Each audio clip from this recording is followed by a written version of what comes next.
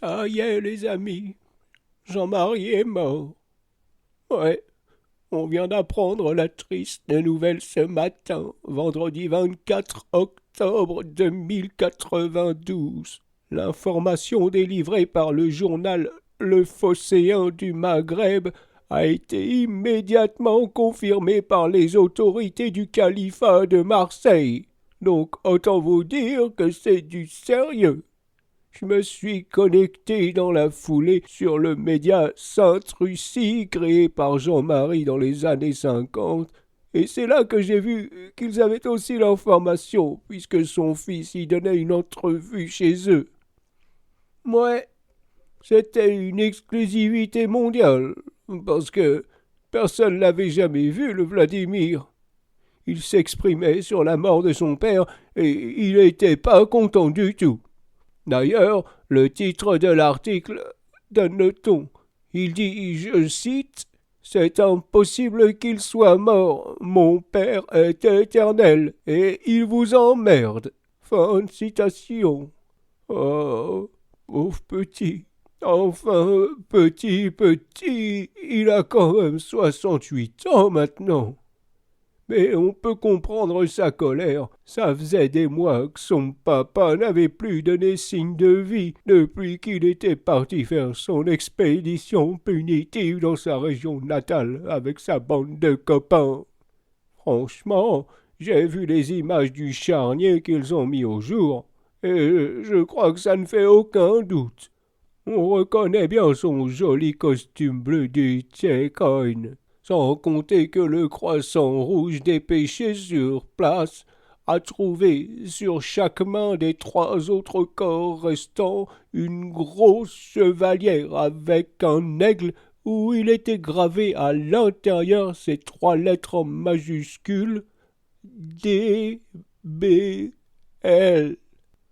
Par contre, ils n'ont pas compris la présence d'un corps de petite taille enseveli avec eux. Ils ont tout d'abord pensé qu'il s'agissait d'un enfant, mais d'après les premiers examens, ils ont rapidement conclu qu'ils avaient affaire à un squelette adulte de sexe féminin, comme ils disent.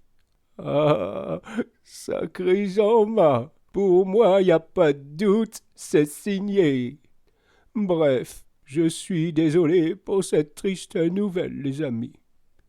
Je vous dis donc mais non, attendez, je perds la boule. Pardonnez-moi, j'allais oublier. En descendant dans mes archives cet après-midi, j'ai retrouvé cette vidéo qu'il avait faite en 22. Oui, c'est ça, en 2022. C'est-à-dire il y a 70 ans. Le hasard, quoi. Et là, je me suis dit, non d'idiot, je suis la Jean-Marie ou je suis pas la Jean-Marie. Allez, je vous laisse avec ces images qui nous rappelleront à son bon souvenir. Repose en paix, mon ami.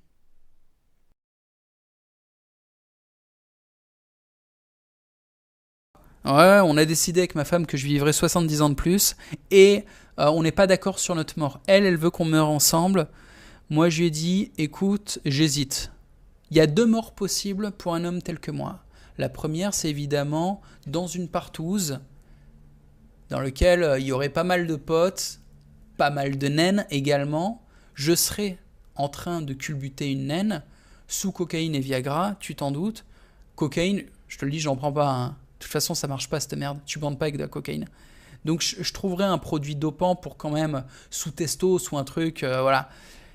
Je laisse la coke à Manuel Ferrara, c'est sa passion. Donc, je serais juste sous testo, Viagra, en train d'enculer une naine et j'aurais une dernière éjac dans laquelle je meurs pour que mon âme soit recueillie dans l'anus de naine. Au moment où ça arrive, le DJ, il coupe la musique. Il y a un silence de cérémonie.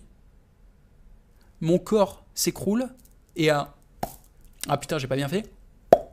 Ma bite sort de l'anus de la naine, du coup. Les gens viennent mettre la naine à l'envers, parce que sinon ça va sortir.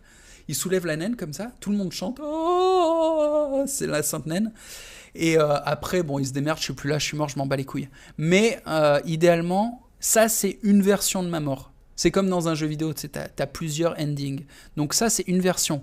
L'autre version, que j'ai déjà raconté aussi, je suis vieux, pareil, j'appelle les copains qui sont aussi vieux, on chope plein de flingues, des véhicules blindés, et on part à l'ouest. On part à la conquête de la France, on y va, on se dit, écoute, la France dans 70 ans, qu'est-ce que c'est? Frankistan, je sais pas, ou